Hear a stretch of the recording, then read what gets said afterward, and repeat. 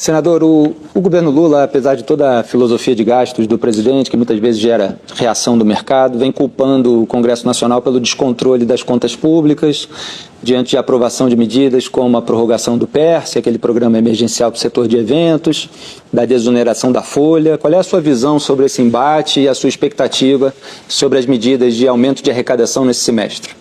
Eu acho que o governo Lula, exemplo do que fez nos últimos 14 anos, está acelerando o processo de quebrar o Brasil. O que eles fizeram em 14 anos, eles aperfeiçoaram e estão fazendo num tempo muito menor. Até porque, desta vez, há uma certa boa vontade em relação ao que está acontecendo no governo.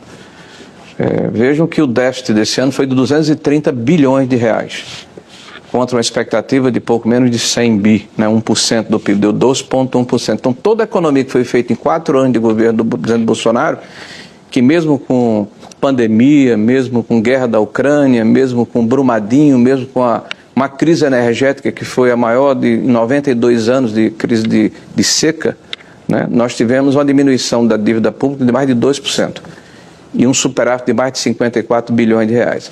Aí nós vemos agora um aumento, o déficit de 230 bilhões, com o Haddad indo a público dizer uma inverdade. Dizer que isso é culpa do governo anterior, porque 92 bilhões são de precatórios. As pessoas parecem que não fazem conta, e o ministro parece que não tem responsabilidade quando fala. Os 92 bilhões de precatórios do ano passado são fruto de um aumento exponencial de mais de 60%, que a média histórica era 60 bi, subiu em 22 para 93 ou 94 bilhões de reais, e o orçamento pagou 60 bilhões, remanesceu 32 bilhões por causa da PEC do precatório, que inclusive o PT votou favorável no Senado da República. Então sobrou de 22, 32 bilhões. O governo federal atual fez uma petição ao Supremo Tribunal Federal e conseguiu a anuência para pagar fora do parâmetro fiscal 92 bilhões. Pagou 32 de 2022, 32 de 23 do governo do PT e mais 30 de 24 do governo do PT. Não, então, mas esse foi o escalonamento feito na PEC. Pagou. O que o Haddad está dizendo, Vera, e vamos ser claros aqui, porque a população está nos ouvindo, que o Haddad está dizendo que 92 bilhões é em função do governo passado, são 32 bilhões. Ele está dizendo que esses 92 bilhões foram jogados para frente pela PEC. Ele não explicou isso não, Vera. Ele afirmou o seguinte, textualmente, abre aspas, nós estamos pagando 92 bilhões aqui do governo passado. Em qual governo foi feito esse acordo dos precatórios? Foi feito um acordo de diferimento, mas o recurso não é devido do governo passado, é devido de 23 e 24, que já é o governo do PT. Mas... que está dito dentro do orçamento, dentro da PEC que foi aprovada, é que o teto era 60 bilhões. O que passar poderia ser diferido até 27. Então, o que foi diferido dos anos de 22 só foi 32 bilhões. Então, se você pegar o período, porque o ano fiscal começa em 1º de janeiro e termina em 31 de dezembro, ele não é expandido até 24. Então, o déficit, na verdade, é o déficit subtraído 32 bilhões com superávit de 54, dá mais de 20 bilhões ainda de superávit.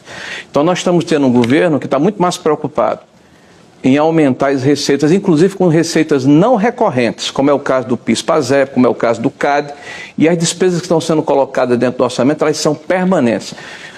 O que vai acontecer no futuro é extremamente previsível. Nós vamos desarrumar as finanças públicas e vamos partir para um processo parecido com o que aconteceu em 2015 e 2016. Basta ver o que está acontecendo com a Petrobras, com o aparelhamento da máquina pública, com a questão do conteúdo nacional, com o lançamento do terceiro PAC, que é uma galhofa, uma brincadeira. Como é que o presidente Lula tem a coragem de lançar um PAC rememorando uma política que gerou desperdício de recurso público e corrupção, teve baixa eficácia e baixa eficiência, gerou um cemitério de obras inacabadas. E todo mundo está achando graça e achando bonito. Mas o déficit do ano passado estava dentro do que a PEC da transição aprovou, ou seja, uma PEC aprovada antes mesmo dele tomar posse. O Congresso tem uma certa responsabilidade também? O Congresso aderiu à tese do presidente Lula. Ou não foi Fernando Haddad que propôs a PEC da transição, que aumentou em mais de 200 bilhões as despesas sem a contrapartida de receita. É isso que eu estou dizendo. O Congresso não tem sua responsabilidade? Bem, primeiro, é evidente que aqui eu não estou defendendo o Congresso, estou falando como líder da oposição e eu não estava no Congresso naquela época. Eu estou lhe falando que como líder da oposição e como alguém que está observando a economia, nós estamos vendo a repetição do que aconteceu e o que levou em 2015 a maior catástrofe econômica da história brasileira desde 1948. Mas, com a supressão de 3 milhões de empregos, com mais de 300 mil empresas fechadas, e eles estão com o mesmo ritmo, com os mesmos personagens, com os mesmos métodos.